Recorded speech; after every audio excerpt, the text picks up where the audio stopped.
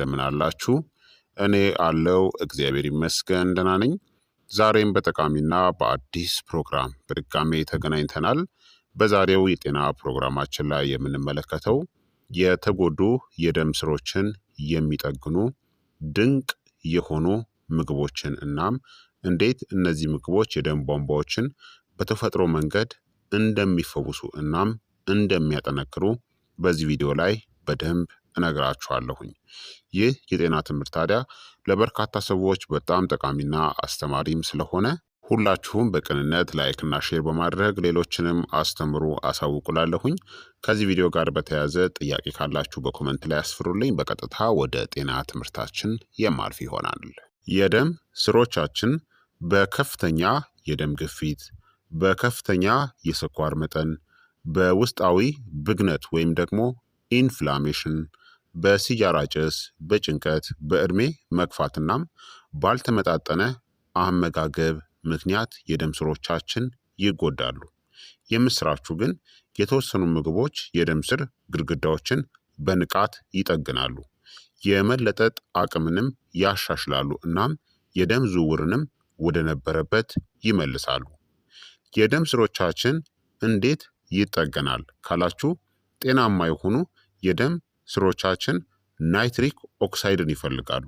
ናይትሪክ ኦክሳይድ የደም ስሮችን ተለዋዋጭ ያደርጋል። ኮላጅን እናም ኢላስቲንን ይፈልጋሉ። ኮላጅን እናም ኢላስቲን የደም ስር ግድግዳዎችን ያጠነክራሉ። እንዲሁም አንቲኦክሲዳንቶችን ይፈልጋሉ። በኦክሳይድ ምክንያት የሚመጣን ጉዳትን አንቲኦክሲዳንቶች ስለሚጠግኑ፣ እንዲሁም አንቲ ኢንፍላማቶሪ ወይም ደግሞ ጸረ ብግነት ውህዶችንም ይፈልጋሉ። ተጨማሪ ጉዳት ወይም ደግሞ ብግነት ወይም ኢንፍላሜሽንን ስለሚያቆሙ ማለት ነው። ስለዚህ ጤናማ የሆኑ የደም ስሮች እነዚህን ይፈልጋሉ ማለት ነው። ታዲያ እነዚህን ደግሞ ከአመጋገብ ማግኘት ይቻላል። የተጎዱ የደም ስሮችን የሚጠግኑ እናም የሚፈውሱ ድንቅ ምግቦችን ልንገራችሁ። አንደኛ የቤሪ ፍሬዎች ናቸው። ብሉቤሪ፣ እንጆሪ እናም ብላክቤሪ የምንላቸው እነዚህ የደም ስሮችን እንዴት ይጠግናሉ? ቤሪዎች በአንቶሲያኒን የበለጸጉ ናቸው። በደም ቧንቧዎች ውስጥ ያለን ብግነትን ይቀንሳሉ። የውስጠኛውን የደም ስር ሽፋንን ስራም ያሻሽላሉ። ጥቅሞቻቸውም የደቂቅ የደም ስሮችን የካፒላሪስን ያጠናክራሉ፣ የደም ቧንቧ መድረቅንም ይቀንሳሉ፣ የደም ግፊትንም ይቀንሳሉ። የቤሪ ፍሬዎችን ለመመገብ ምርጡ መንገድ በቀን ከግማሽ እስከ 1 ኩባያን መመገብ። ትኩስ ወይም ደግሞ በበረዶ የቀዘቀዘ ከእርጎ ወይም ደግሞ ከኦትስ ጋር መመገብ ትችላላችሁ። ሁለተኛ አረንጓዴ ቅጠላቅጠል አትክልቶች ናቸው። እንደ ስፒናች፣ ቆስጣ እናም ስዊስ ቻርድ የምንላቸው እንደ ቆስጣና ሌሎች አረንጓዴ አትክልቶች እነዚህ ከፍተኛ ናይትሬትስ አላቸው። ናይትሪክ ኦክሳይድን ይጨምራሉ። የደም ስር የመለጠጥ አቅምንም ያሻሽላሉ። በደም ስር ውስጥ የስብ ክምችት ወይም ደግሞ ፕላክም እንዳይፈጠር ይከላከላሉ። ጥቅሞቻቸውም የተሻለ የደም ዝውውር፣ ዝቅተኛ የሆነ የደም ግፊት፣ የደም ቧንቧ ሽፋንንም ይጠብቃሉ። ለመመገብ ምርጡ መንገድ በእንፋሎት በትንሹ የበሰለ ወይም በጥሬው መመገብ ትችላላችሁ። በቀን ከ1 እስከ 2 ጊዜ ተመገቡ። ሶስተኛ ቀይ ስር ነው። ቀይ ስር የተፈጥሮ ናይትሬት ማከማቻ ነው። ኦክስጅን ለሰውነት እንዲደርስ ያግዛሉ። የደም ስር መስፋፋትንም ያፋጥናሉ። ጥቅሞቹም የደረቁ የደም ቧንቧዎችን ይጠግናሉ። የጭንቅላትናም የልብ የደም ፍሰትንም ያሻሽላሉ። የደም ስር እርጅናንም ይቀንሳሉ። ምርጡ መንገድ ለመመገብ ጥሬውን ተፈጭቶ በትንሹ የበሰለ እንዲሁም ደግሞ የቀይ ስር ጭማቂ ወይም ደግሞ ጁስን ግማሽ ኩባያ በቀን መጠጣት ትችላላችሁ። አራተኛ ስብ ያላቸው አሳዎች ናቸው። ፋቲ ፊሽ የምንላቸው እንደ ሳልመን፣ ሰርዲን እናም ማክሬል እነዚህ ኦሜጋ 3 ፋቲ አሲድ ይዘት አላቸው። ብግነት ወይም ደግሞ ኢንፍላሜሽንን ይቀንሳሉ። የተጎዳውን የውስጥ የደም ስር ሽፋንንም ይፈውሳሉ። የደም መርጋትንም ይከላከላሉ። ጥቅሞቹም የደም ቧንቧ ጉዳትን ይከላከላል፣ የደም ስር የመለጠጥ አቅምን ያሻሽላሉ፣ ትራይግሊሰራይድ የተባለውን ስብንም ይቀንሳሉ። ለመመገብ ምርጡ መንገድ በሳምንት ከሁለት እስከ 3 ጊዜ ተመገቧቸው። በፍም እየተጠበሰ ወይም ደግሞ በምድጃ የበሰለ ተመገቡ። አምስተኛ ለውዝ ነው። ዋልነት፣ አልመንድ እናም ፒስታቾስ የምንላቸው እነዚህ እንዴት የደም ስሮቻችንን ይጠግናሉ? በአርጂኒን የበለጸጉ ናቸው። ናይትሪክ ኦክሳይድን ይጨምራል። ቫይታሚን ኢ የደም ስር ሽፋንን ይጠግናል። ኦክሳይድ የሚያመጣውን ጫናንም ይቀንሳሉ። ጥቅሞቹም የደም ቧንቧዎችን ያጠነክራሉ፣ የደም ዝውውርንም ያሻሽላሉ፣ በኮሌስትሮል የሚመጣን ጉዳትንም ይቀንሳሉ። ለመመገብ ምርጡ መንገድ በቀን አንዲት እፍኝ ወይም ደግሞ የእጅ ጭብጥን ተመገቡ።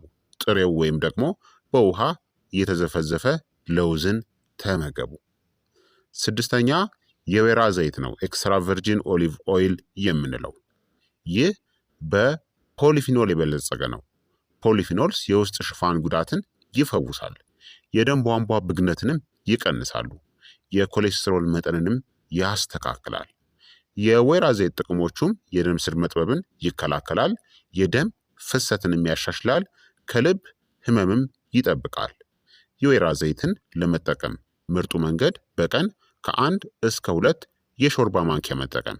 ሳይበስል ወይም ደግሞ በዝቅተኛ ሙቀት ብቻ ተጠቀሙ። ከቻላችሁ በሰላጣ ውስጥ በማፍሰስ ተጠቀሙ። ሰባተኛ ነጭ ሽንኩርት ነው። ነጭ ሽንኩርት ናይትሪክ ኦክሳይድን ይጨምራል። የስብ ክምችትን ወይም ደግሞ ፕላክንም ይቀንሳል። የተጎዱ የደም ቧንቧ ግድግዳዎችንም ይጠግናል። ጥቅሞቹም የደም ዝውውርን ያሻሽላል፣ የደም ግፊትንም ይቀንሳል፣ የደም ስር እንዳይጠነክርም ይከላከላል። ነጭ ሽንኩርትን ለመጠቀም ምርጡ መንገድ ከ1 እስከ 2 ፍሬ ጥሬ ነጭ ሽንኩርትን ተጠቀሙ። ከተፈጨ በኋላ ከመብላታችሁ በፊት 10 ደቂቃ አቆዩት።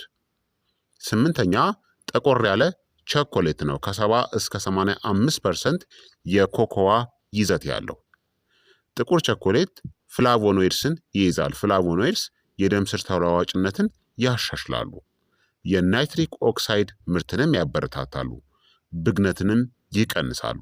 ጥቅሞቹም የውስጥ የደም ስር ሽፋን ስራን ያሻሽላል፣ የደም ግፊትንም ይቀንሳል፣ የደም ዝውውርንም ያሳድጋል። ለመመገብ ምርጡ መንገድ በቀን ከ20 እስከ 30 ግራም ስኳር ያልተጨመረበትን ተጠቀሙ። ዘጠነኛ የሲትረስ ፍራፍሬዎች ናቸው። እንደ ብርቱካን፣ ሎሚ እናም ግሬፕ ፍሩት የምንላቸው እነዚህ ቫይታሚን ሲ ይዘት አላቸው። ቫይታሚን ሲ የኮላጅን ምርትን ያፋጥናል፣ የደም ስር ግድግዳዎችንም ይጠግናል፣ ደቂቅ የደም ስሮችንም ያጠነክራል። ጥቅሞቹም የደም ስር መፈንዳትን ይከላከላል፣ የመለጠጥ አቅምንም ያሻሽላል፣ ብግነትንም ይቀንሳል። ለመጠቀም ደግሞ ምርጡ መንገድ ሙሉውን ፍሬ ተመገቡት፣ ጭማቂ ሳይሆን ማለት ነው። ጭማቂ ካደረጋችሁት ፋይበሩ ይወገዳል። እንዲሁም በየቀኑ ከተጠቀማችሁ በጣም ምርጥ ነው። አስረኛ ሲድስ የምንላቸው ናቸው። እንደ ተልባ፣ ቺያሲድ እና የዱባ ፍሬ እነዚህ ኦሜጋ ስሪ እናም የፋይበር ይዘታቸው ብግነትን ይቀንሳሉ፣ የደም ስር ጥንካሬን ያሻሽላሉ፣ በኮሌስትሮል የሚመጣን ጉዳትንም ይቀንሳሉ። ጥቅሞቹም የደም ስር ሽፋንን ያድሳል፣ የደም ዝውውርን ያሻሽላሉ፣ የደም መርጋት አደጋንም ይቀንሳሉ። ለመጠቀም ምርጡ መንገድ በቀን ከ1 እስከ 2 የሾርባ ማንኪያ መጠቀም። የተፈጨ ተልባን ከተጠቀማችሁ ሞር ተመራጭ ነው፣ ተልባን ስትጠቀሙ ማለት ነው። 11ኛ ሮማን ነው። ሮማን ኃይለኛ አንቲኦክሲዳንቶችን ይይዛል።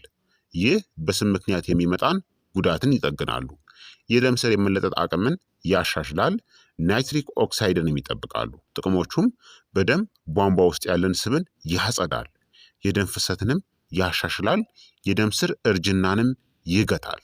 ለመጠቀም ምርጡ መንገድ ሙሉን ፍሬ ወይም ደግሞ ትኩስ ጭማቂን በቀን ግማሽ ኩባያ ከተጠቀማችሁ በቂ ነው።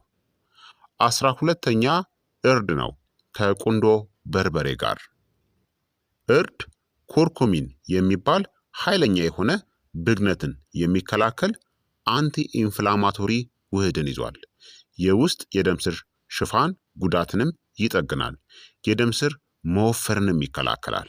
ጥቅሞቹም የደም ቧንቧዎችን ይጠብቃል፣ የደም ዝውውርን ያሻሽላል፣ የደም መርጋት እንዳይፈጠርም ይከላከላል። እርድን ለመጠቀም ምርጡ መንገድ ምግብ ውስጥ ጨምራችሁ ተጠቀሙ፣ ወይም ደግሞ ለብ ባለ ወተት ውስጥ በጥብጣችሁ መጠጣት ትችላላችሁ። ስለዚህ እነዚህ የተጎዱ የደም ስርን በፍጥነት የሚፈውሱ ምግብና መጠጦች ናቸው ማለት ነው።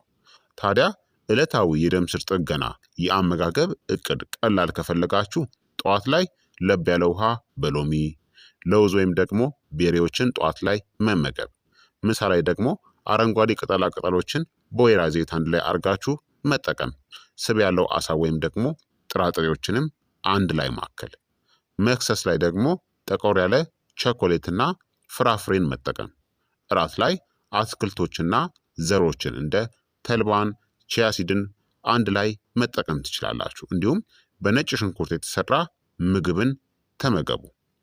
የደም ስሮችን የሚጎዱ ምግቦች ደግሞ አሉ ማስወገድ ያለባችሁ። የተቀነባበረ ስኳርን፣ የተጠበሱ ምግቦችን፣ ትራንስፋት የምንላቸውን፣ ሲጃራ ማጨስና ከመጠን ያለፈ አልኮል አጠቃቀም የደም ስሮችን ስለሚጎዱ እነዚህን መጠናቸውን መቀነስ ወይም ማስወገድ ያስፈልጋል።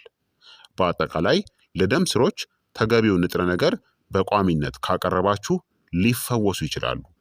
ምግብ ነዳጅ ብቻ አይደለም፣ ለደም ቧንቧዎችም መጠገኛ መድኃኒትም ጭምር ነው። ስለዚህ ክቡራትና ክቡራን ተመልካቾቼ የዛሬው የጤና ትምህርት እንግዲህ ይህንን ይመስል ነበረ። እንደተማራችሁበትም ተስፋ አደርጋለሁኝ። ሀሳብ አስተያየታችሁ ደግሞ አይለኝ ይላለው። ይህ የጤና ትምህርት ለበርካታ ሰዎች እንዲደርስ ሁላችሁም በቅንነት ላይክና ሼር በማድረግ ሌሎችንም አስተምሩ አሳውቁላለሁኝ። ከዚህ ቪዲዮ ጋር በተያያዘ ጥያቄ ካላችሁም ሀሳብ አስተያየት ካላችሁም በኮመንት ላይ አስፍሩልኝ። በቀጣይ የጤና ትምህርት እስከምንገናኝ እኔንም እናንተንም ቸር ያቆየን። መልካም ጊዜ፣ መልካም ቆይታ